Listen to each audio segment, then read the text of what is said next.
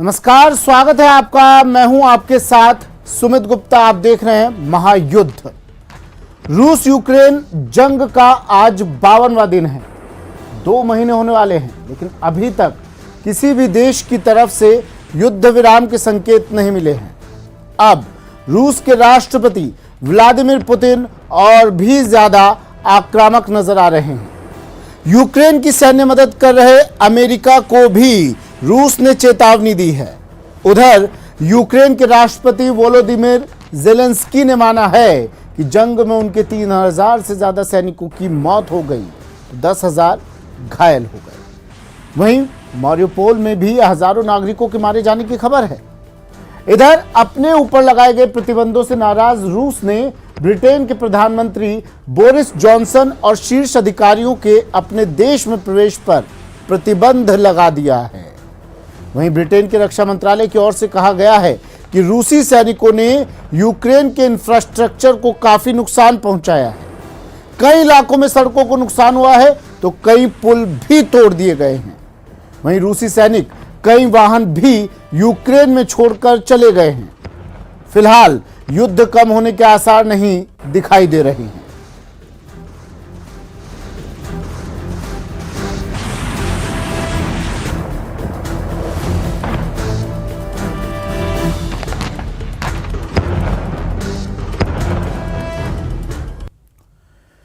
रूस के खिलाफ युद्ध में यूक्रेन का वो हाल हुआ। यूक्रेन ने सपने में भी ऐसी बर्बरता और बर्बादी की उम्मीद नहीं की होगी।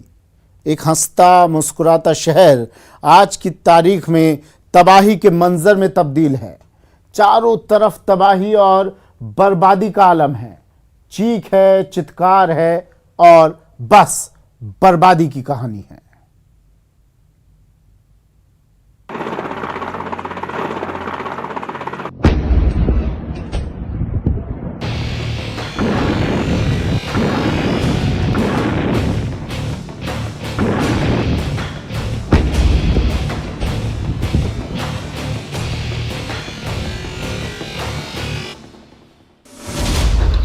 बम की बारिश,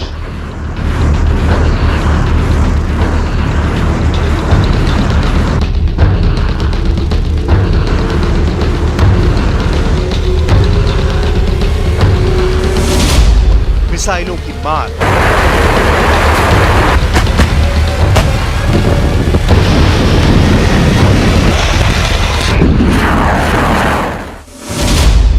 गरजते टैंक,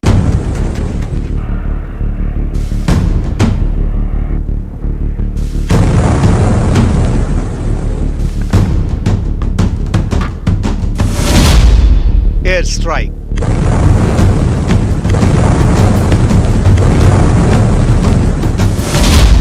जलती इमारतें,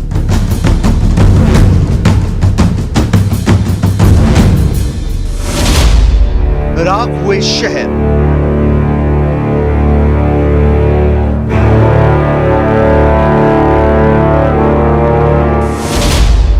और एक खंडर देश।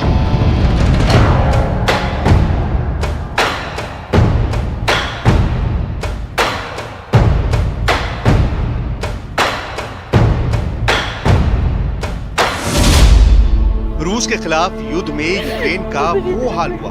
यूक्रेन ने सपने में भी ऐसी बर्बरता और बर्बादी की उम्मीद नहीं की होगी।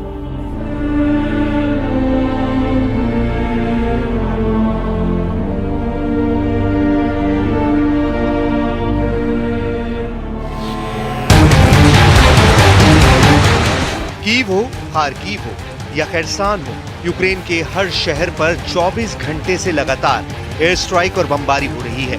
मिसाइल हमलों से देश दहल उठा है।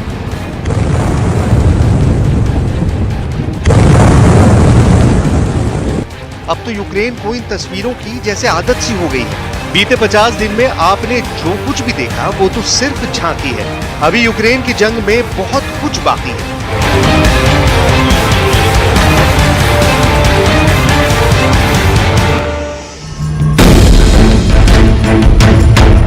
ऐसे में किसी को अगर ये लगता है कि रूस यूक्रेन पर रहम करने वाला है तो ये समझना भयंकर भूल साबित होने वाली है, क्योंकि इतना सब कुछ होने के बावजूद रूस के राष्ट्रपति व्लादिमीर पुतिन का पारा हाई है। В Арктике и так называемые внерегиональные государства объединения. अपने करीबी अधिकारियों और अफसरों के साथ मीटिंग में कही पुतिन की इन बातों को गौर से सुनिए। व्लादिमीर पुतिन आने वाले दिनों में पर्याप्त काम और काम के बढ़ जाने की बात कर रहे हैं। अब सवाल है, क्या है वो पर्याप्त काम जिसके बढ़ जाने की पुतिन चर्चा कर रहे हैं और जिसकी बातें वो सरेआम कर रहे हैं? वो क्या बात है जो पुतिन को नासूर बनकर चुभ रही है? वजह नंबर 1, पुतिन के गुस्से की पहली और सबसे अहम वजह है रूस की नेवी के अपने 2 शानदार फ्लैगशिप को देना, जिसने पुतिन को 440 वोल्ट का जोरदार झटका दिया है। ये यूक्रेन युद्ध में रूस का अब तक का सबसे बड़ा नुकसान है।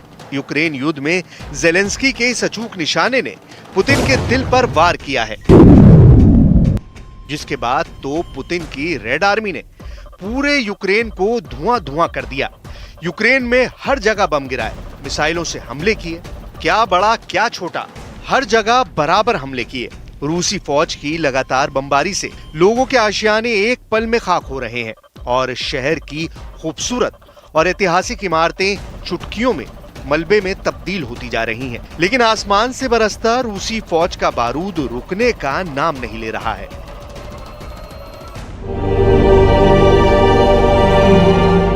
लोगों की चहल पहल से गुलजार रहने वाली मारिउपोल की सड़कों पर शहर की ही टूटी इमारतों का बिखरा मलबा, शहर छोड़कर अपनी जान बचाने के लिए भागते लोग और दहशत के सन्नाटे को तोड़ती मातम मनाते लोगों की सिसकियां ही सुनाई दे रही हैं।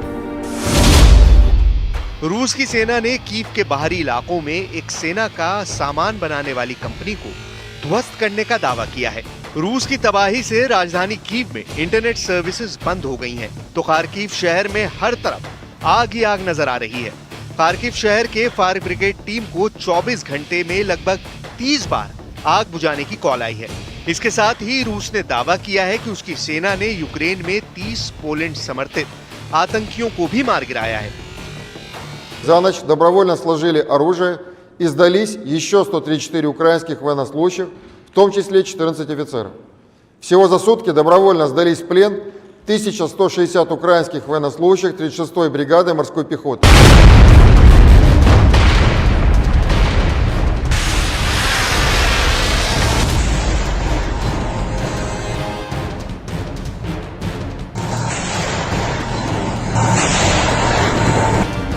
वजह नंबर 2, पुतिन के आग बबूला होने की दूसरी वजह भी रूस के शानदार वॉरशिप के तबाही से ही जुड़ी हुई है। यूक्रेन ने उन सभी सैनिकों और कमांडरों को सम्मानित किया है जो युद्धपोत मॉस्कवा और लैंडिंग शिप ऑस को नेस्तनाबूद करने के मिशन में शामिल थे।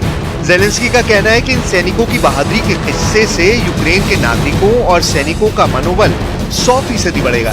इतना ही नहीं, यूक्रेन की डाक सेवा ने वॉरशिप डुबाने की घटना के सम्मान में खास डाक टिकट जारी किया है। इस डाक टिकट ने पुतिन के गुस्से को और बढ़ा दिया है। सीधे सीधे कहे तो ज़ेलेंस्की ने इस डाक टिकट के जरिए आग में घी डालने का काम किया है। इसके बाद रूस की सेना ने यूक्रेन के खिलाफ अपने जंगी हेलीकॉप्टरों से हमले तेज किए। रूसी सेना का सबसे खतरनाक KA-52 हेलीकॉप्टर एक के बाद एक यूक्रेन के सैन्य ठिकानों को नेस्तनाबूद करता हुआ नजर आया।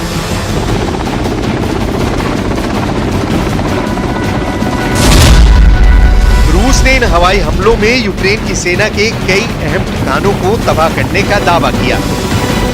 В ходе операции по освобождению города Мариуполь за ночь добровольно сложили оружие и сдались еще 134 украинских военнослужащих, в том числе 14 офицеров.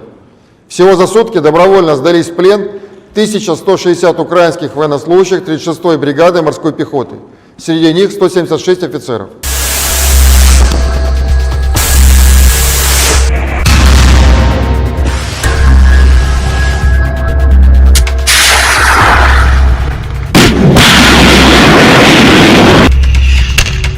एक तरफ जेवलिन मिसाइल ने पुतिन के गुस्से को 7वें आसमान पर पहुंचा दिया है, तो अमेरिका रूस को जेवलिन मिसाइलों की सप्लाई लगातार कर रहा है, जिससे रूस चिढ़ गया है। force can do tremendous work in terms of defending itself, and the Ukrainians demonstrate that each and every day. We've seen them again blunt the advance of a far superior force with respect to the Russians in terms of numbers and capability by using the right types of techniques and the right weapon systems. The Javelin, the Stingers have proven to be very, very effective in this fight.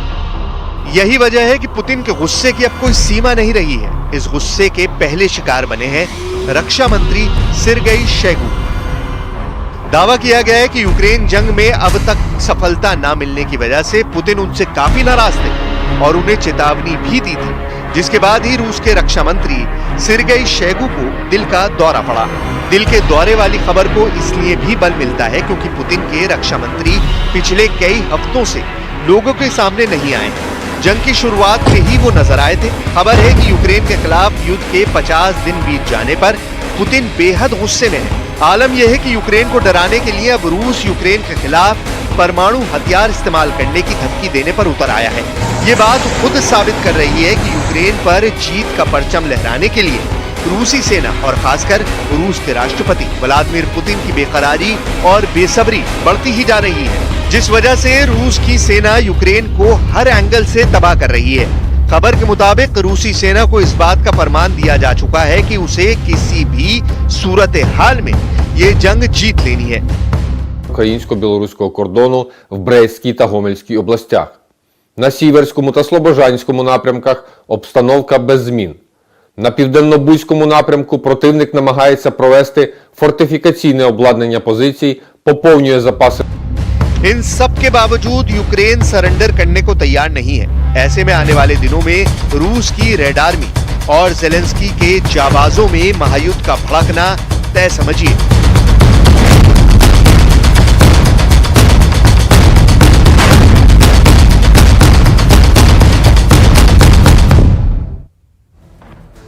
Ukraine में रूस के ताबड़तोड़ हमलों से जमकर तबाही हुई। कई इमारतें तहस नहस हो गई तो पूरे शहर की तस्वीर ऐसी बदली कि कुछ भी पहचानना मुश्किल हो गया।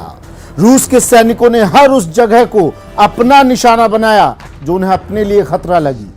ऐसी ही मिसाइल बनाने वाली फैक्ट्री को रूस के सैनिकों ने तबाह कर दिया। इस फैक्ट्री पर रूस ने इतनी मिसाइलें दागी कि उसके आसपास का पूरा इलाका भी खंडहर में बदल गया।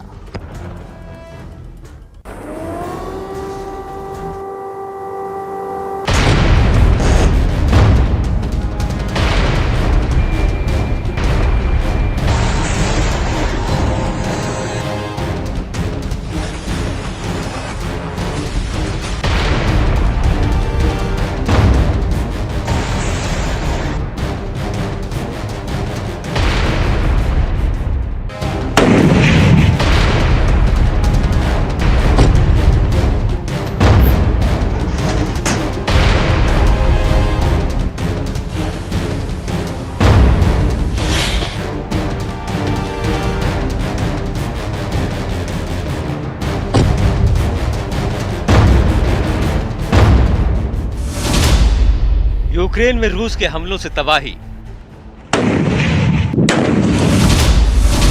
खंडहर में तब्दील हुआ शहर,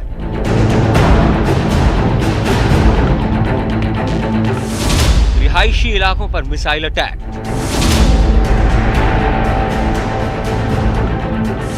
बर्बादी का साया यूक्रेन पर छाया। यूक्रेन भले ही रूस को बड़ा नुकसान पहुंचाने का दावा कर रहा हो, लेकिन इस युद्ध में पूरे यूक्रेन की तस्वीर बदल गई है। यूक्रेन के कई शहर मलबे में ढेर हो गए हैं। वहां से जो तस्वीरें सामने आ रही हैं, उन पर यकीन करना मुश्किल हो रहा है। वो हकीकत से कोसों दूर युद्ध पर बनने वाली किसी फिल्म के सेट सी लग रही हैं। रिहायशी इमारतों को तो पहचानना मुश्किल हो रहा है। रूस की मिसाइलें इस इलाके में जहां भी गिरी वहां मलबे का ढेर लग गया। यूक्रेन में कई फैक्ट्रियां भी रूस के हमले में तबाह हो गई। रूस की सेना ने इन इलाकों को पहले पूरी तरह से बर्बाद कर दिया और फिर उन्हें जो जगह महफूज लगी उसे अपना ठिकाना बना लिया और यूक्रेन के अंदर से ही युद्ध की रणनीति बनानी शुरू कर दी। यही वजह रही कि रूस यूक्रेन में जमकर तबाही मचाने के अपने मंसूबे में कामयाब रहा। रूसी सेना की बमबारी से यूक्रेन के कई शहरों से इसी तरह की तस्वीरें सामने आई। मारियुपोल शहर तो पूरी तरह से बर्बाद हो गया। कुछ दिन पहले रूस के निशाने पर मारियुपोल ही था और उस पर रूस ने इतने बम दागे कि शहर के कई इलाकों से अभी भी धुआं उठता नजर आ रहा है। रूस की सेना के जाने के बाद यूक्रेन की सेना के जवान वहां फंसे हुए लोगों को निकालते दिखे। कुछ की हालत तो इतनी खराब दिखी कि उन्हें स्ट्रेचर की मदद से ले जाया गया। रूस का खतरनाक खेल, मलबे में जिंदगी की तलाश। इस युद्ध में यूक्रेन के जिस भी शहर को रूस ने निशाना बनाया उसे बर्बाद कर दिया। वहां के अस्पताल और स्कूलों पर भी जबरदस्त हमले किए, जिसकी वजह से पूरा अस्पताल मलबे के ढेर में बदल गया। उसे देखकर अंदाजा लगाना मुश्किल हो गया कि वो किसी अस्पताल की इमारत थी। मिसाइल हमले में पूरी इमारत खंडहर में बदल गई, जबकि अंदर से भी डरा देने वाली तस्वीरें सामने आई। बचाव दल के लोग एक इमारत के अंदर फंसे लोगों को बाहर निकालने की कोशिश करते दिखे। बमबारी की वजह से इमारतें इतनी बुरी तरह टूट फूट गई कि उनके अंदर रहने वाले लोगों का बाहर निकलना मुश्किल हो गया और धमाकों के बीच वो इनके अंदर ही फंसे रह गए। रूस युद्ध शुरू होने के बाद दावा कर रहा था कि कुछ ही दिन में यूक्रेन को ठिकाने लगा देगा, लेकिन ऐसा हुआ नहीं और अब रूस का दम फूल रहा है और यूक्रेन डटा हुआ है, क्योंकि यूक्रेन ने पुतिन की नेवी का खास युद्धपोत खत्म कर दिया है।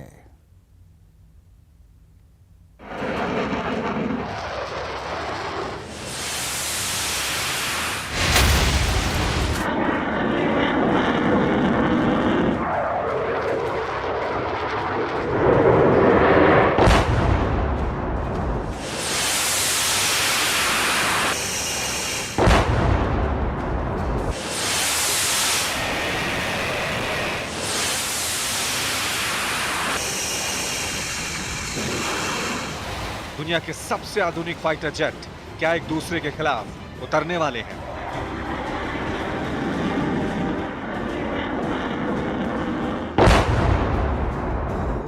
अगर ऐसा हुआ और इन फाइटर जेट्स का एक दूसरे से सामना हुआ या ये यूरोप और रूस की सरहद को लांघे तो क्या होगा?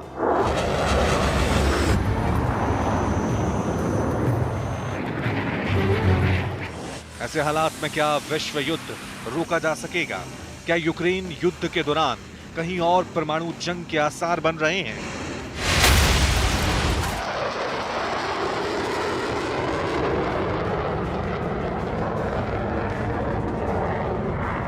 ये डर इसलिए क्योंकि यूरोप में जंगी जहाजों का सबसे बड़ा युद्ध होने का खौफ बढ़ने लगा है।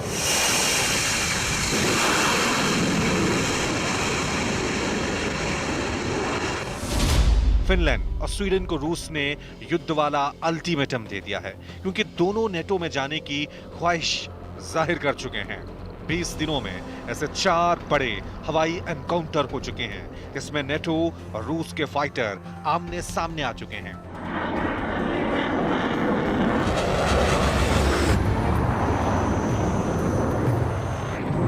ऐसे हवाई मुकाबले कुछ मिनटों में ही बड़े युद्ध में तब्दील हो सकते हैं। इस वक्त दुनिया की नजर इन सबसे खतरनाक फाइटर जेट्स पर टिकी हुई है। अगर फिनलैंड पर रूस ने हमला किया तो नेटो के पास उसे बचाने के लिए वो सब करना होगा जो वो यूक्रेन के लिए नहीं कर पाया।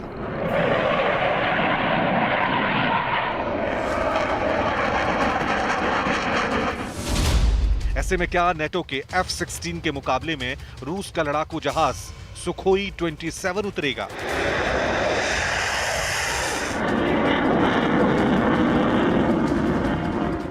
अमेरिका का F-16 और रूस का सुखोई 27 दोनों की टक्कर 40 साल पुरानी है, लेकिन आमना सामना पहली बार हो सकता है।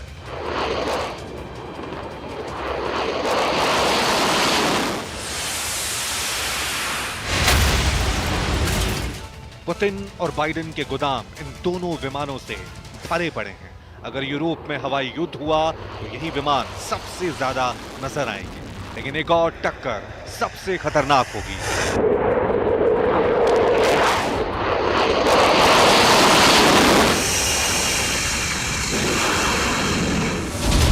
क्या MiG-35 के मुकाबले में सबसे फुर्तीला ग्रिपेन फाइटर जेट लड़ने वाला है?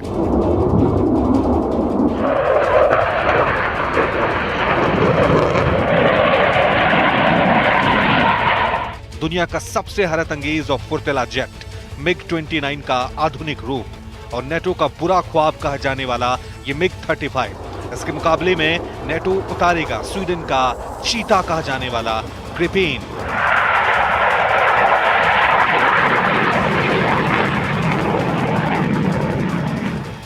दोनों की डॉग फाइट हुई तो कहना मुश्किल है तो कौन सवा शेर साबित होगा।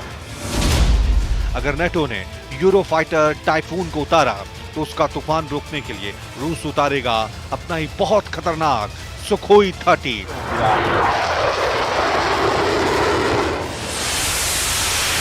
ये दोनों ऐसी रेंज में एक दूसरे का मुकाबला करेंगे जहां 100 किलोमीटर दूर से एक दूसरे पे हमला किया जाएगा। सुखोई 30 और यूरोफाइटर की लड़ाई में बियॉन्ड विजुअल रेंज वाली मिसाइल इस्तेमाल होगी।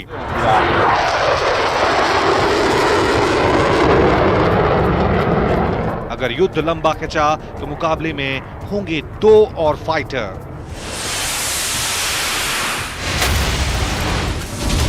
क्या रूस का बहुत ही भरोसेमंद सुखोई 35 अमेरिका के F-15 ईगल को धूल चटा देगा? ये दोनों ही फाइटर जेट दुनिया के सबसे खतरनाक लड़ाकू विमान माने जाते हैं।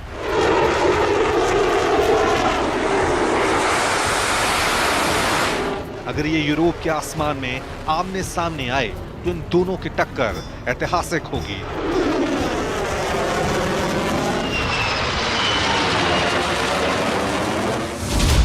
या फिर पुतिन के सबसे आधुनिक जेट सुखोई 57 का सामना दुनिया के सबसे आधुनिक फाइटर जेट F-35 से होगा।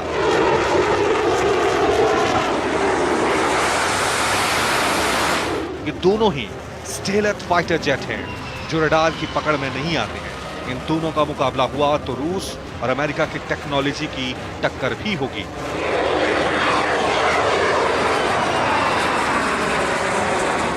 इसकी जीत होगी उसी के मुताबिक तय होगा कि कॉम्बैट एविएशन में रूस आगे है या अमेरिका।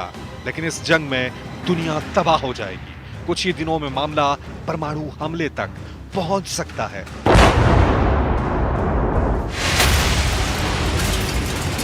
ऐसा डर क्यों सता रहा है? यूरोप के आसमान में ऐसा खौफ क्यों फैलने लगा है? क्योंकि अगर ऐसा हुआ तो विश्व युद्ध होगा। नेटो और रूस की लड़ाई शुरू हुई तो दुनिया का कोना कोना हिल जाएगा।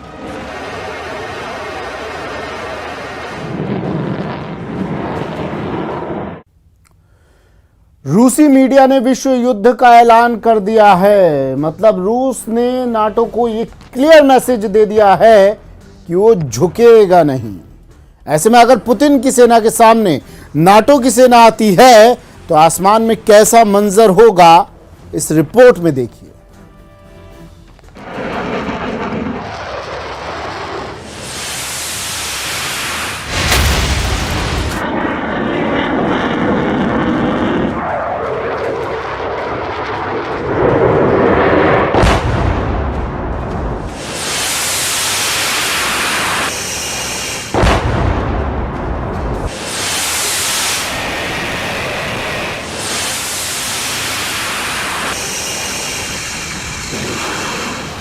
दुनिया के सबसे आधुनिक फाइटर जेट क्या एक दूसरे के खिलाफ उतरने वाले हैं?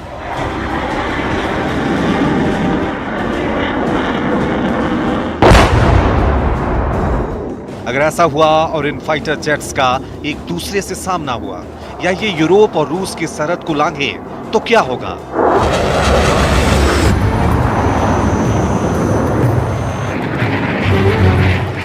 ऐसे हालात में क्या विश्व युद्ध रोका जा सकेगा? क्या यूक्रेन युद्ध के दौरान कहीं और परमाणु जंग के आसार बन रहे हैं?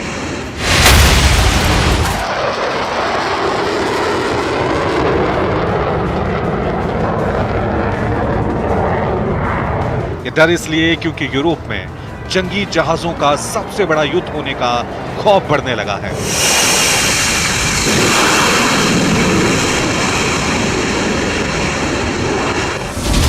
फिनलैंड और स्वीडन को रूस ने युद्ध वाला अल्टीमेटम दे दिया है क्योंकि दोनों नेटो में जाने की ख्वाहिश जाहिर कर चुके हैं। 20 दिनों में ऐसे 4 बड़े हवाई एनकाउंटर हो चुके हैं जिसमें नेटो और रूस के फाइटर आमने सामने आ चुके हैं।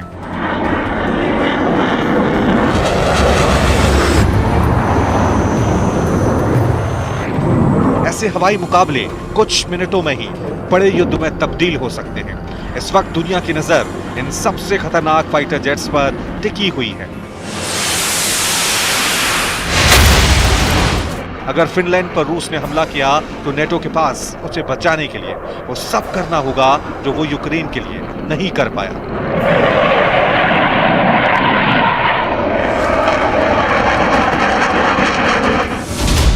ऐसे में क्या नेटो के F-16 के मुकाबले में रूस का लड़ाकू जहाज सुखोई 27 उतरेगा?